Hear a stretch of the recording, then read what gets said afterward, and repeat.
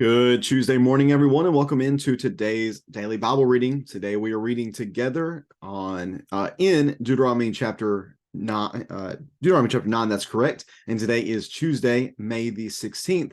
Thanks so much for taking some time to read along in the Bible with me today as we're making our way through the Old Testament books of history containing historical accounts beginning at the beginning and going through much of what we can read about Israel. We are doing Genesis through Esther this year, and I appreciate you taking, again, time to read along with us. Let me get the text of Deuteronomy chapter 9 up on the screen, and we'll read along together. Again, we are in the second major speech of Moses, and working our way through that and noting how there was a great necessity on the part of the people to maintain covenant loyalty. And if they would do that, if they would remain loyal to God's covenant that he, through his sovereignty and through his grace and his mercy, extended to them and entered into with them, then they would receive tremendous blessings. One of the greatest being the fact that the land promise would be fulfilled, this promise that he had made to their father Abraham. Yet what we're going to notice today is that as they're preparing to fulfill that promise by taking the land, beginning to set out on this great conquest, that there would be a temptation for them to think that they had done the heavy lifting in this, and that they had been that they were the ones that made all of this possible. As you can see in the subheading today, this chapter focuses on warnings against being self-righteous. So let's read about that here today in Deuteronomy chapter 9 and verse number 1.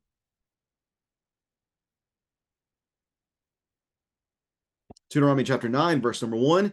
Listen, Israel, or as we've noted recently, Shema, Israel. Today you are about to cross the Jordan to enter and drive out nations greater and stronger than you, with large cities fortified to the heavens. The people are strong and tall, the descendants of the Anakim. You know about them, and you have heard it said about them, who can stand up against the sons of Anak? But understand that today Yahweh your God will cross over ahead of you as a consuming fire. He will devastate and subdue them before you. You will drive them out and destroy them swiftly, as Yahweh has told you. When Yahweh your God drives them out before you, do not say to yourself, Yahweh brought me in to take possession of this land because of my righteousness. Instead, Yahweh will drive out these nations before you because of their wickedness. You are not going to take possession of their land because of your righteousness or your integrity. Instead, Yahweh your God will drive out these nations before you because of their wickedness, in order to fulfill the promise he swore to your ancestors, Abraham, Isaac, and Jacob. Understand that Yahweh your God is not giving you this good land to possess because of your righteousness, for you are a stiff-necked people. Remember verse number 7, and do not forget how you provoked Yahweh your God in the wilderness. You have been rebelling against Yahweh from the day you left the land of Egypt until you reached this place. You provoked Yahweh at Horeb, and he was angry enough with you to destroy you. When I went up the mountain to receive the stone tablets, the tablets of the covenant Yahweh made with you, I stayed on the mountain 40 days and 40 nights. I did not eat food or drink water.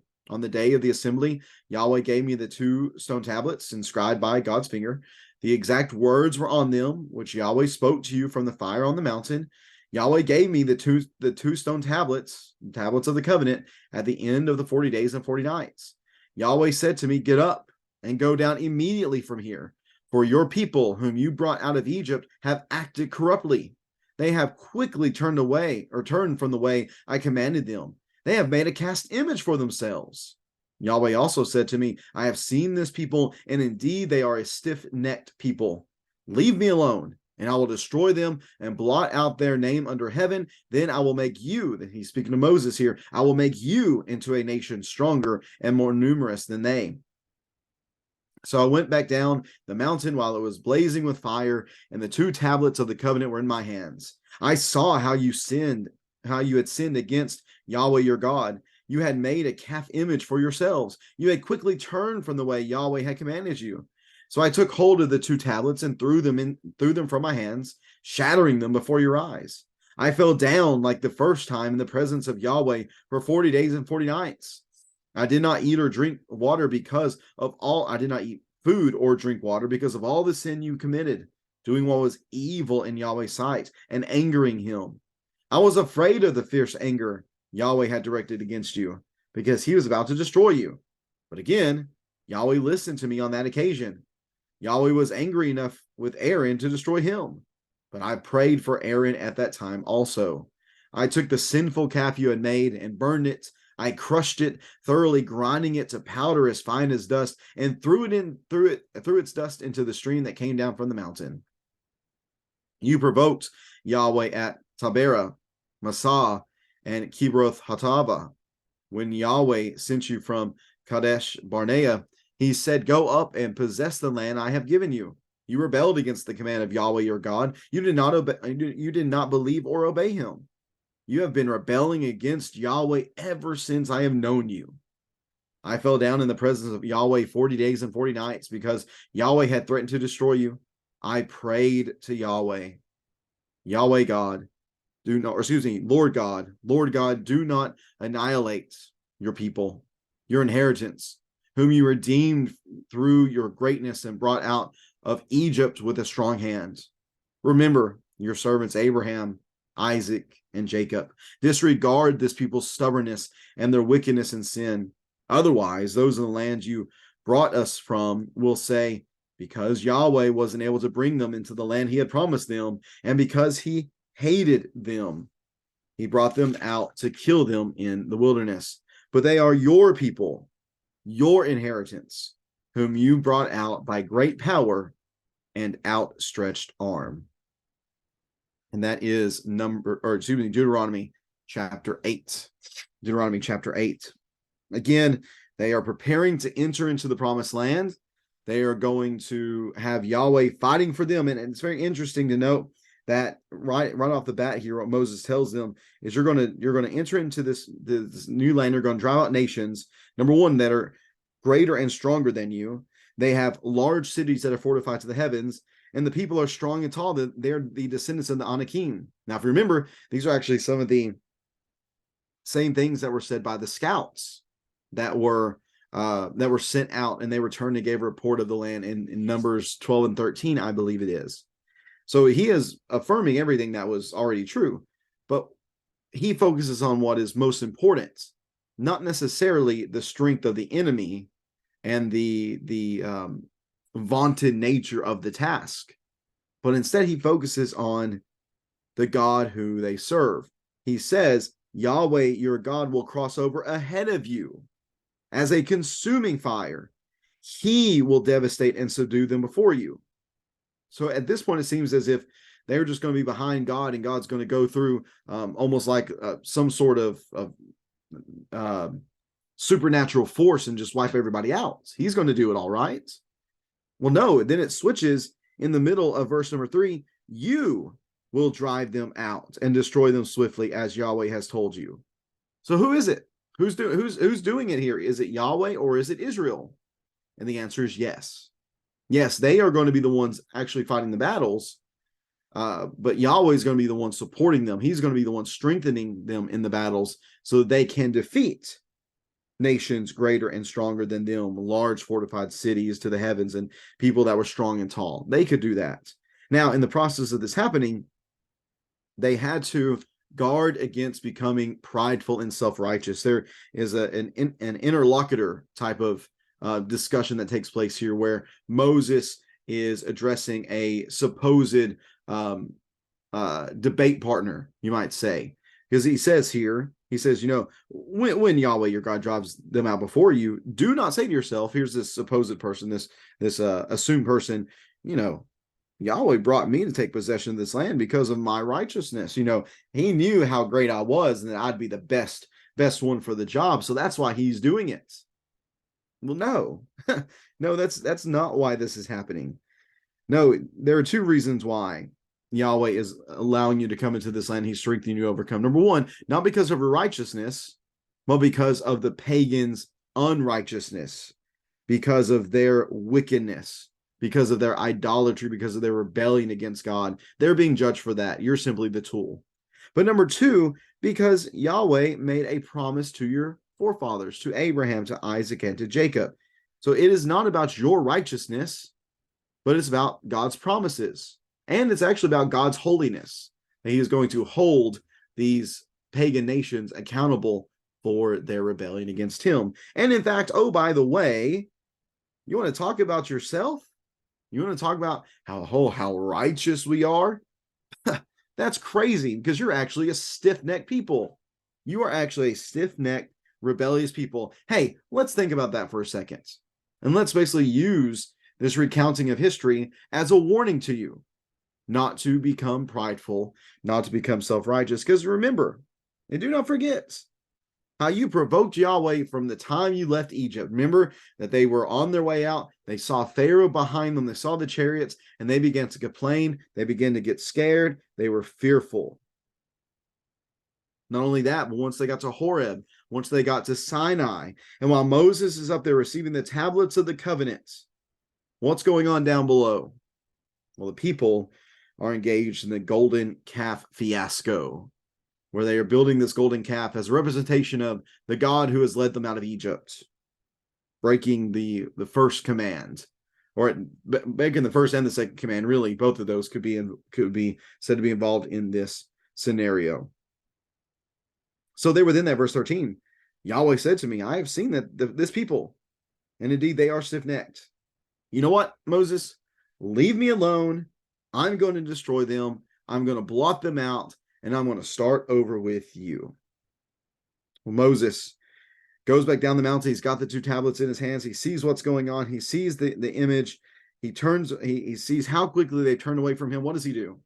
He takes these two tablets, and it's not as if he sees what's going on. He's like, oh, and the tablets drop to the ground and break. No, the text tells us that he took the tablets and he threw them on the ground and purposefully destroyed them. Why?